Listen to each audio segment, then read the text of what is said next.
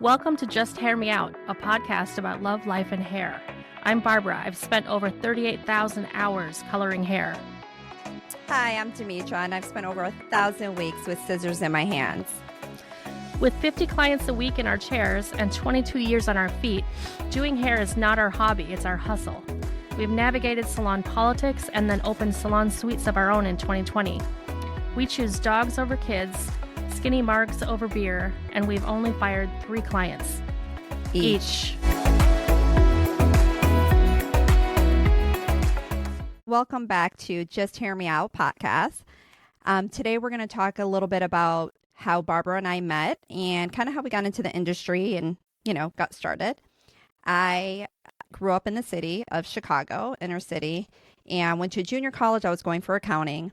And then about 2 years in, I decided I didn't want to do that. And I wanted to get into doing hair, which I knew nothing about. Went to beauty school, and then I started at like a little rinky-dink salon and just for a few months. And then I decided I wanted to work, somewhere where there was an apprenticeship program. And I started off on the North Shore in Glencoe. And I was there for about 13 years. Then I went to other salon in Winnetka. And then I opened up my own salon for about 2 years, and then COVID hit. And then that's what brought me to the suites. And that's basically where I had met Barbara. And because I specialized in just hair cutting, I wanted to pair up with someone who also was a master colorist. And that's how I met Barbara. And we basically ended up there within like a week apart at the lofts, literally right next door to each other. And that's how we met. Which never happens.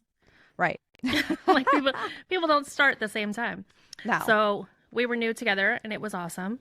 And it's been fun ever since. It's been great. Friendship was formed. Yes. My half sister.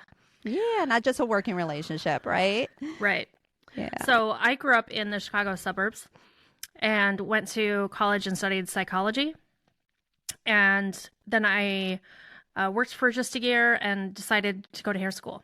And this is like early 2000s. And I worked for the same salon for 11, 12 years.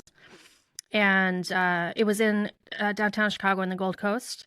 And also they had a location in Evanston, which is North Shore. So I've been on, doing both for a while and then ended up in Evanston only and moved to one other salon in Kenilworth and then off to have a salon suite on my own because of COVID. So. Damn COVID. That's a whole other topic conversation, right? Yeah. I never thought I would do a salon suite. I've heard about them. I feel like they've been more and more popular over the last 10, 15 years. But COVID made it seem like it was never going to end and it really changed the dynamic of how we could do our job. You know what? It really did. Honestly, it was almost kind of like meant to happen in a way. I felt like for me, now looking back, people were really nervous about getting their hair done or coming in or not even just necessarily. They didn't want to be around anyone else. So like the previous salons that we worked at, we would have assistants. So people would shampoo you. You had a front desk person. Then there was other clients in there. So it was very scary during like COVID, even though we were open and operating, to have clients come in. So moving to a suite really made sense because you were also able to market yourself as it is a private suite. You're literally just in the room with me. And at that time, people were literally paying attention to who they were with, right? So if they know, hey, look, I was only around Demetra and that was it, then okay, if she had COVID, I caught it from her. I don't know why anyone even really cared about if they caught it, right? Or who they got it from. Maybe it was that whole tracing thing, or maybe just to make other people aware, right? Yeah. But the suites were really good. I would say in that respect, it really helped because I felt like people were wanting to come up a little more. Yeah. Well, and I feel like the general consensus was be around less people, period. So if you have just 2 of you in a room, both wearing N95s, doesn't seem like such a risk to do something you opposed really to want to do. Right, going to a big salon and there's several other people there and you're running into other clients and Exactly. So I don't know about you, Demetra, but when I went to beauty school, first of all, people, beauty school was actually really easy. It's shockingly easy to get your license.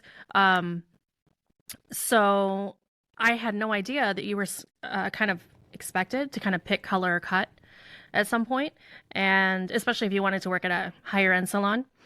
And I actually really liked that because I think of the hairstylists I know, a lot of us either prefer or are better geared toward one or the other.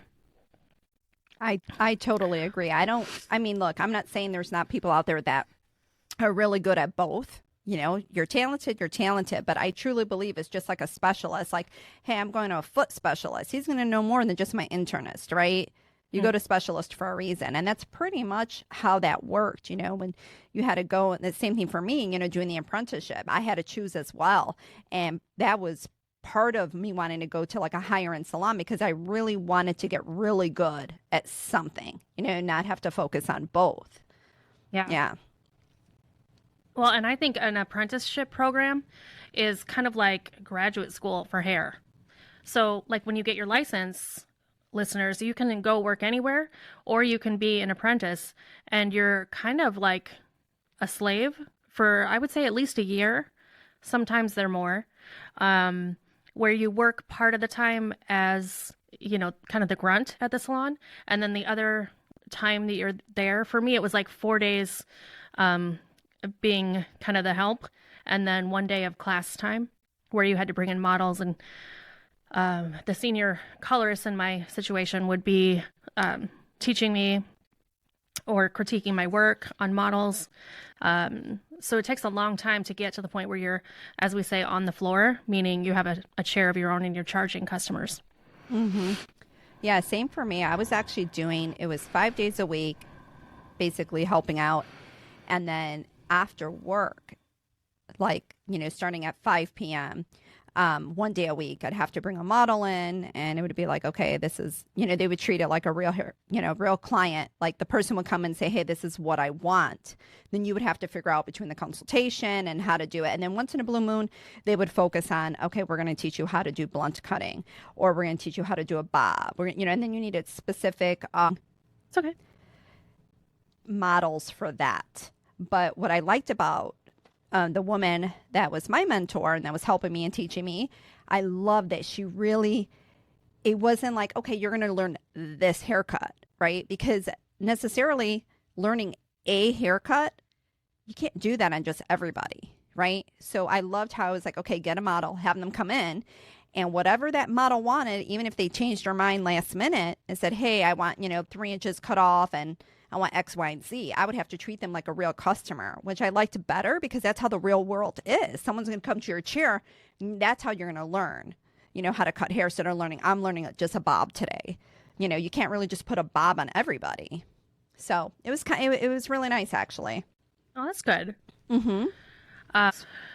Also, people, when you are an apprentice, there is such a thing as hazing.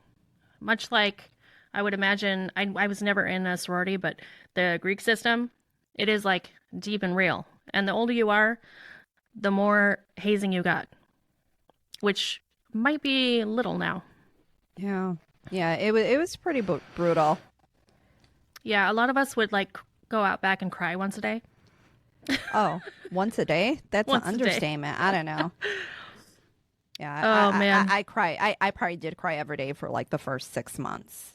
It was Yeah. always on the way to my car. I was, I don't know why. I would have like my big bag because at the time it's like I didn't even have like, you don't have a locker, you don't have anything. So you had to literally also lug all your stuff every single day. It's like, Yeah. okay, I look like a bag lady that's crying. That's not good. Like, Well, I don't know about your salon, but you know, we had to have our own supplies, like your own blow dryer, your own brushes, and all the different sizes of brushes, and take them in and out every day. Because Every day. part of your job is to wash and blow dry people. mm-hmm. Oh yeah, and you had, I mean, everything, curling irons, flat irons, everything. Yeah. You had to have it all. Yes. Nothing was provided. Yeah. So one thing I think that the regular person probably doesn't know is that some salons have shampoo assistants and others have apprentices. So if you're having your hair shampooed by a different person than who's cutting your hair, they could be a person who their job is really to take care of the back end of the salon and to wash people's hair, and that's it. And other salons have apprentice programs where every single person who is shampooing and blow drying is already licensed to be a hairstylist in that state. And can we talk real quick about final exams? The end of your apprenticeship. Yes. Did you have a final exam? I don't even know this about you. Yes, I did. I had to come in 3 different women and a men's haircut. So I had to show very short, pixie-like, one length, and then layered, and then a men's haircut. So I had to find 4 models to bring in. And not only was my mentor there, but the salon owner was there and went through the whole thing. Not only observed and, looked through the haircut completely, they watched how I interacted with them. It was actually, I was so scared. I don't know. It was a very nerve-wracking. I mean, you're talking your hands on, they're watching you, and you're still new. And yeah, that was pretty nerve-wracking. But seriously. And I didn't even have Xanax back then. Right? I know. Woo. So mine was over 3 days because there were a couple different processes that were so long that they needed 3 days. So because I'm a colorist, I basically did everything chemical. So in that apprenticeship, it was a hair texture specialist as well, meaning like restructuring. So perms, straighteners, relaxers, and the big thing at that time was the Japanese straighteners, which are permanent. Those were a lot of fun, but they take about 7-8 hours to do. So that was like a 1-day thing, and then the other 2 days were other parts. And so, and just like you, I had all these different requirements of like, do this process on this type of hair and this and that. Also, there was another girl who was doing, as a colorist, another young lady was trying to do her final exam. So they put us like together, partly because, like you said, Demetra, there were several senior colorists who were watching our work and looking at the final result. So they thought, well, let's just do both these girls together. So that's pretty unusual.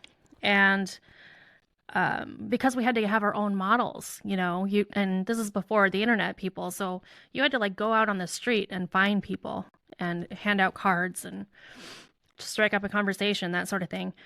And Demetra, you're going to love this story. My friend, so her relaxer model just didn't show up.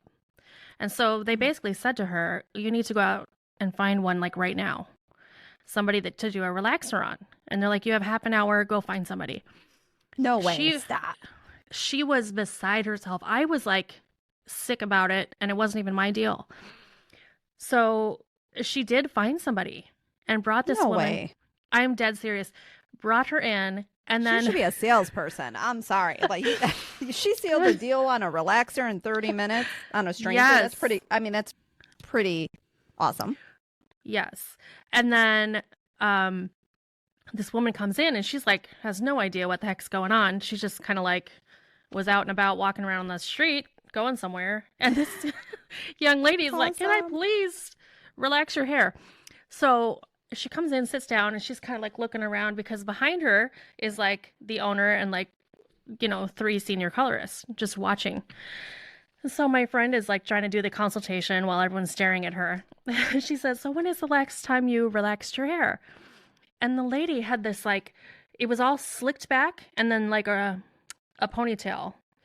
And she said, well, I normally do it myself. And she took off the ponytail. All of her hair she took off and put on the counter. So there Wait. wasn't any there wasn't any hair to relax. Wait, but then she agreed to. She I had don't know why. That's just like so funny to me. well, it was like maybe an inch and a half, 2 inches of hair. But like broken off, like what we call a chemical haircut. Ooh. And because she'd been doing it at home. And the whole point of it was supposed to be a relaxer touch up to show that you know how to not overlap and blend the relaxer with what it had been. So it was not an appropriate model to have for the final. Such a Aw. bummer for her. Yeah. So so what ended up happening with that? Because like she only had a half hour to find someone, and because she couldn't do this person, what happened? She didn't pass. I know. No, I know. come on, because someone didn't show up. I mean, that's really messed up, actually. It is. It is. There might have They been did one not other pass. thing about it that they didn't like. I don't know. But I mean, she was so stressed. Ooh, I'm stressed hearing about the story. I'm starting to sweat a little Like, bit just talking about it. Okay. Wow. But Demetra and I were talking about this the other day, people, and we were coming up with some good points, though, that when they make you kind of go out and find your clients, in a way that's to prepare you for working in a salon where you do need to go drum up business and not be too shy or introverted. Right. You can't rely on the salon solely to get you clients, you know? Yeah. They want people who are going to go and find it. Yeah. And bring it in. And the hazing part of it really thickens up your skin so that you can deal with just about any kind of person. Yeah. I mean, as bad as it seemed at the time, and, you know, going home crying every day, thinking it was horrible, it really did prepare me for some clients. I have to say, I'm pretty lucky, though. I have very good, nice clients, but yeah, not everybody is easy, you know, trying to make people happy and trying to be talented and trying to listen. You know, you're working lots of wonders there. Yes. Yes.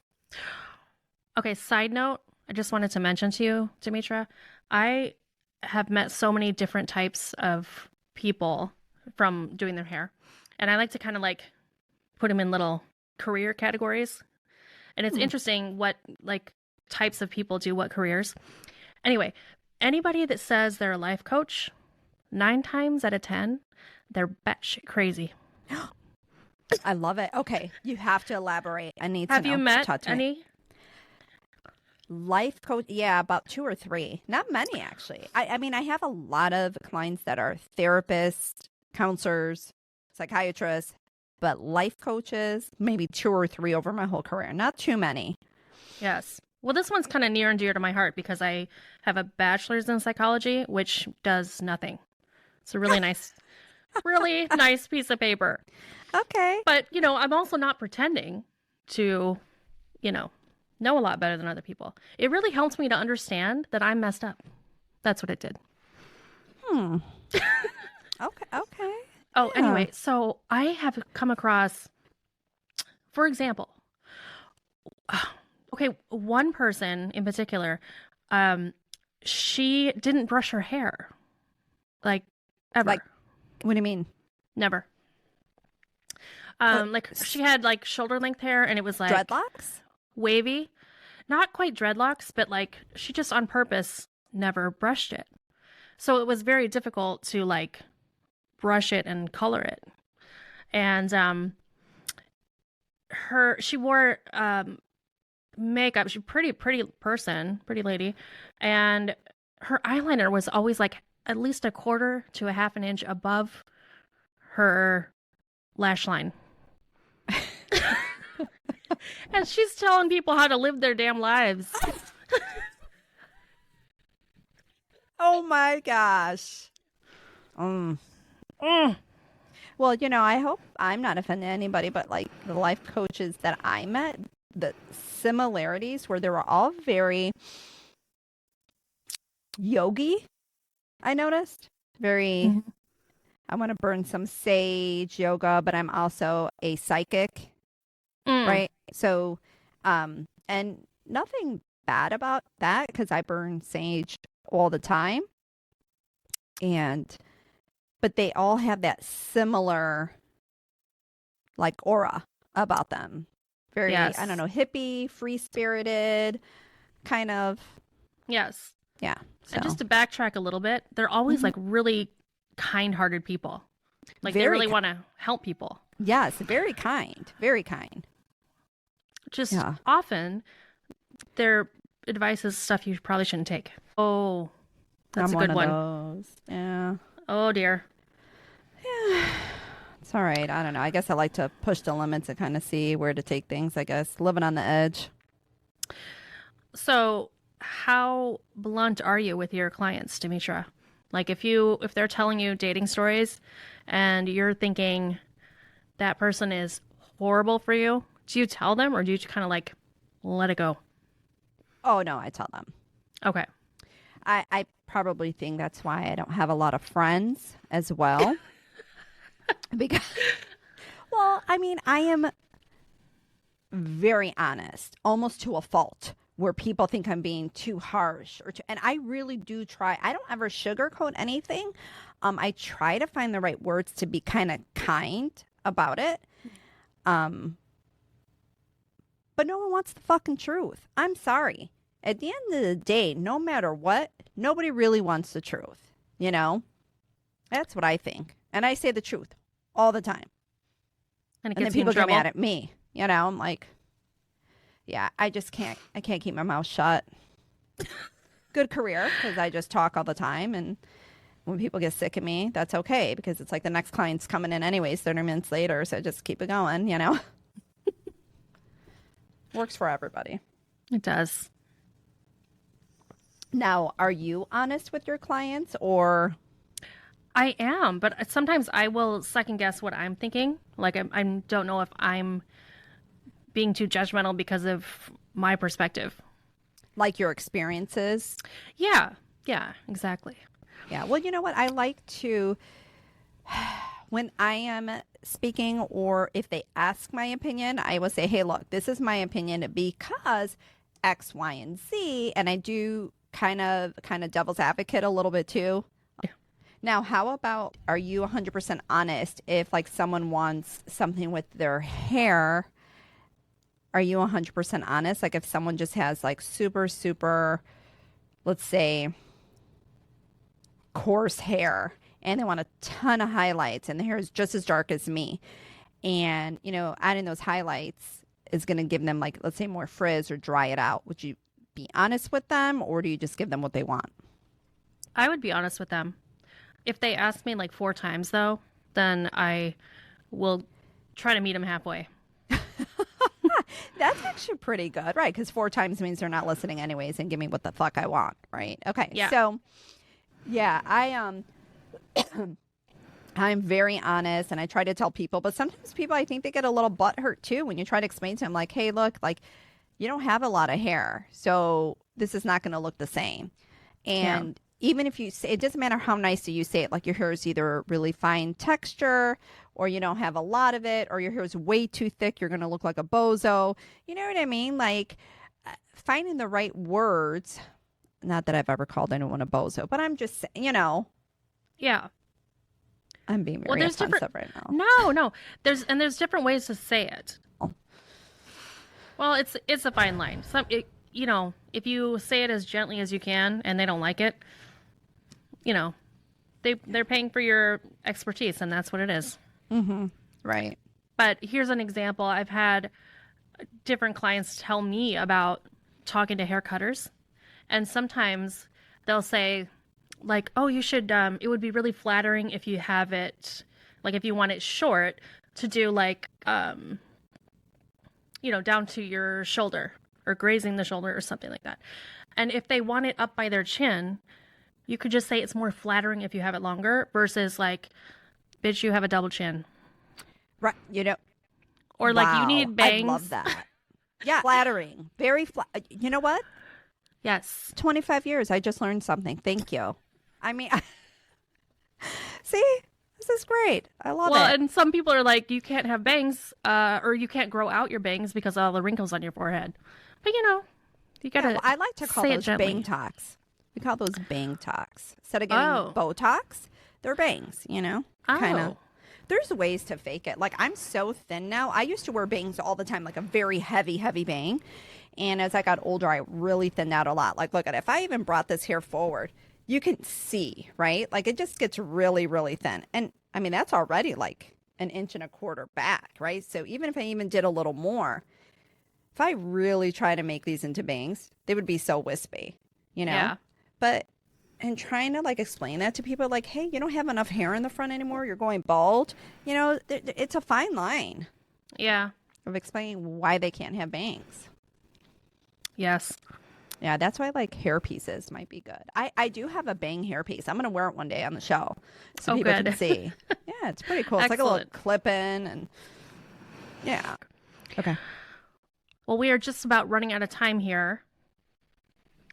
Yeah, so join us next week, and we're going to follow up on our apprenticeship and funny stories, so you don't want to miss out on that. And in the meantime, you could go ahead and follow us at Just Hear Me Out Podcast, and check us out on our Instagram, TikTok, and our YouTube channel, and leave any messages if you want any follow-ups on pointers or tips that you would like me, Barbara, to answer, or any stories you want to talk about. That would be fun. Email us at justhearmeoutpodcast@gmail.com. Bye, guys. If you enjoyed this episode and you'd like to help support the podcast, please subscribe or follow. And please leave a rating and review on Apple Podcasts or Spotify. Lastly, follow us on social media for clips of past and future episodes. All our accounts are listed in the show notes below. Thanks so much for listening.